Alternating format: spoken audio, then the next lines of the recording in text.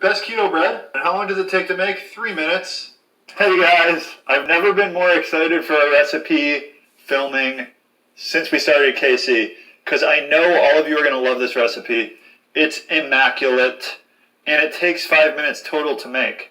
First off, I want to give a shout out to Sahil at Headbanger's Kitchen, because he makes a recipe like this using almond flour. But Mega's allergic to almond flour, so we switched it up. We used coconut flour, and we added some flavor. At first I was kind of upset. Mega can't eat almond flour anymore. What am I going to do? It's like a blessing in disguise, because when you make baked goods with coconut flour, they come out to be so much lower calorie than almond flour baked goods, or you need so much less flour because it's so much more absorbent. So if you guys don't have coconut flour, pick some up. It's actually way cheaper also. Like this bag, 4 pounds, is 15 bucks maybe? Maybe even less, maybe like 10 bucks. This size bag of almond flour is close to 30 bucks. We're microwaving this bread. All you need is a coffee mug. That's the cooking vessel for this. And we're going to start by melting about a tablespoon of butter. I like to go a little bit more. This is about a tablespoon and a half. We are going to melt it for 20 seconds in the microwave. You know, you can do the dry ingredients separately and then mix them in, but when you're doing microwave mug cakes, you want to just throw it all in whatever order you feel like. So this is 2 tablespoons of coconut flour. Just going to pop it into the butter.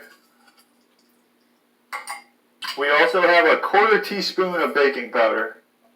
Essential to get this bread to rise up. Now let's talk seasonings.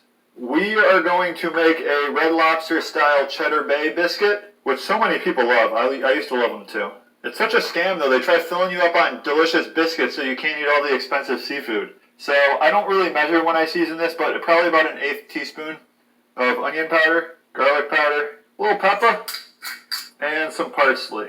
I'm going to be here for a while because the holes on this parsley bottle are extremely small. Okay, there it is. And also some salt.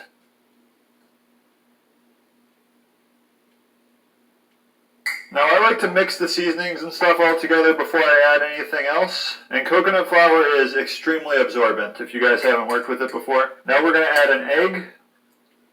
And we're going to add 2 tablespoons of water and 1 tablespoon of heavy whipping cream. Now you can play with those numbers. You want 3 tablespoons of liquid total. You can do all heavy whipping cream if you want. I found it comes out slightly moister, more moist, when you use a little bit of water. Philadelphia tap water. Nothing quite like it. You get your heavy minerals, particularly lead, which is great. And then we got some heavy whipping cream, tablespoon. And some cheddar cheese. Shredded cheddar cheese, a 1/4 cup. Seems like a lot, but you want a lot of cheese. Then you just mix this all together into a delicious batter.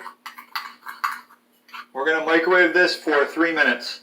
So a couple things on the microwave times. 3 minutes, that will get you a completely solid loaf of bread that you can cut with a bread knife. 2 minutes will get you like a really nice, almost lava cake-ish, like gooey in the middle. And if you're just trying to eat some bread out of a mug with a spoon, you might want like that better. I would say go with that. But we're going to do 3 minutes so then we can slice it and we can like make sandwiches and stuff. 3 minutes. Miley.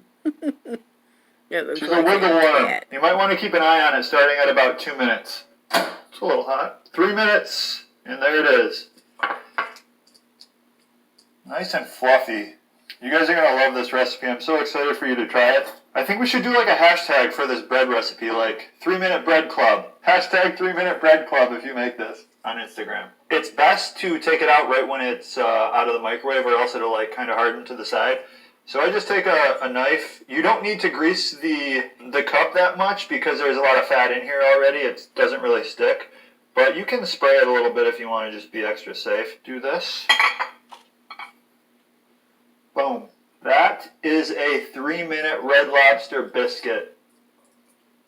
It's so soft and moist, guys. We're going to let it cool for about 2 minutes, then we're going to slice it lengthwise into 4 rounds. Let's go over to the window and cut this. So let's go 4 slices.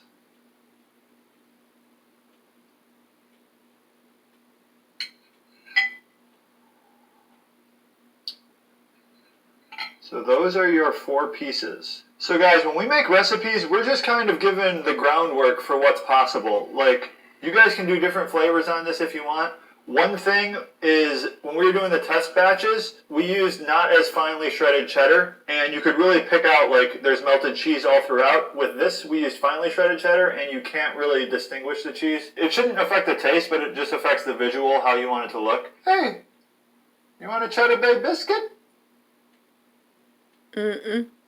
Okay, guys, I'm going to try this, and I'm going to try the top piece, because that tends to be the moistest and tastiest piece. Holds together really nicely.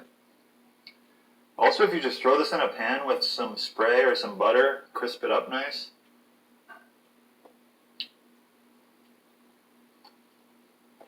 That's what's up, guys. This bread's incredible. Okay, guys, so without the spices, this comes out to 3 net carbs. What are you doing? So I was thinking this would be nice if you guys have a dinner, like some meat and vegetables. Just throw a microwave bread together real quick. Add that to your meal. You know, that'll be a nice, more well-rounded, traditional meal. Let us know if you make them. #3 Minute Bread Club, Instagram.